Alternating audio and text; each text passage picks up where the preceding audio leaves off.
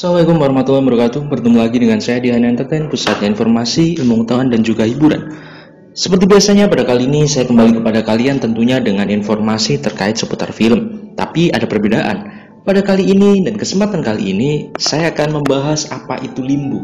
Jadi bukannya spoiler film, tapi saya menjelaskan detail-detail yang ada dalam film Inception, di mana film-film garapan Christopher Nolan tentunya membutuhkan penjelasan lebih lanjut di luar alur filmnya. Jadi saya membuat konten kali ini untuk membahas itu, membahas limbo dan apa itu limbo, penyebabnya, dan secara sains limbo itu make sense atau tidak. Baik, kita langsung saja masuk pada pembahasannya. Poin pertama yang akan saya bahas adalah apa itu limbo.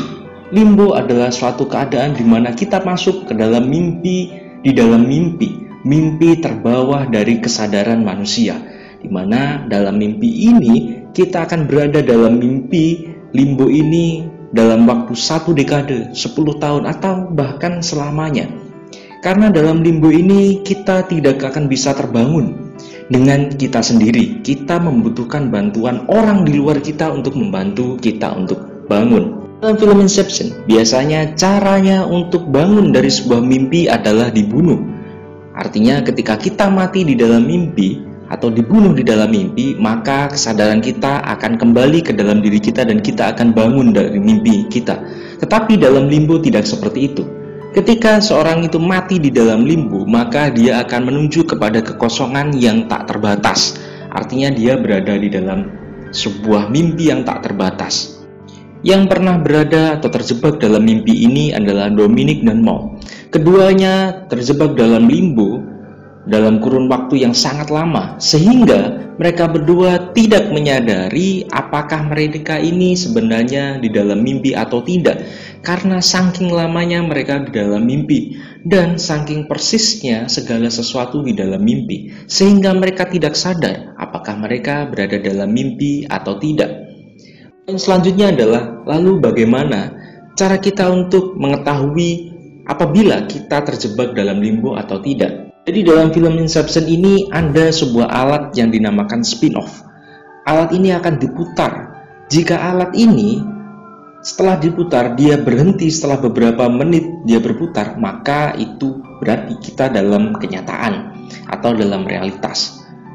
Jika spin-off ini diputar dan tidak pernah berhenti, maka itu kita berada di dalam mimpi. Oleh karenanya Leonardo DiCaprio mencuri spin-off dari Maud, istrinya, untuk kemudian diputar dan menyadarkan mereka berdua bahwa mereka berada di dalam limbo, sehingga mereka bisa berusaha untuk kembali ke kehidupan nyatanya. Poin selanjutnya adalah, setelah kita mengetahui bahwa kita berada dalam limbo menggunakan spin-off, lalu bagaimana cara kita untuk bangun? Caranya adalah dengan cara membangunkan kita menggunakan sentakan di setiap level mimpi.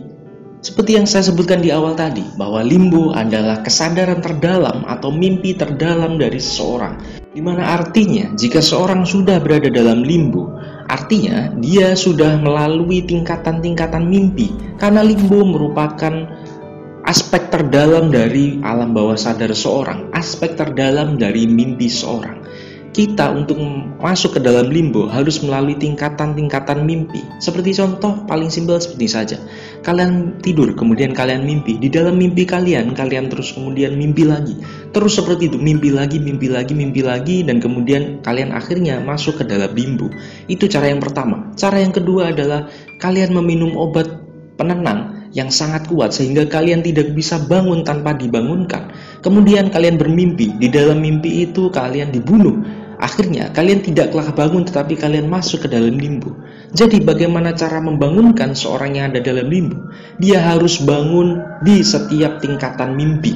Dia tidak bisa langsung dibangunkan di jasadnya, tetapi harus dibangunkan di dalam setiap level mimpi. Harus ada orang yang masuk ke dalam mimpinya di setiap tingkatan mimpi, kemudian jasadnya di setiap tingkatan mimpi itu harus dibangunkan, sehingga dia bisa bangun per setiap tingkatan mimpi. Dan itulah penjelasan terkait limbo. Semoga bermanfaat dan Assalamualaikum warahmatullahi wabarakatuh.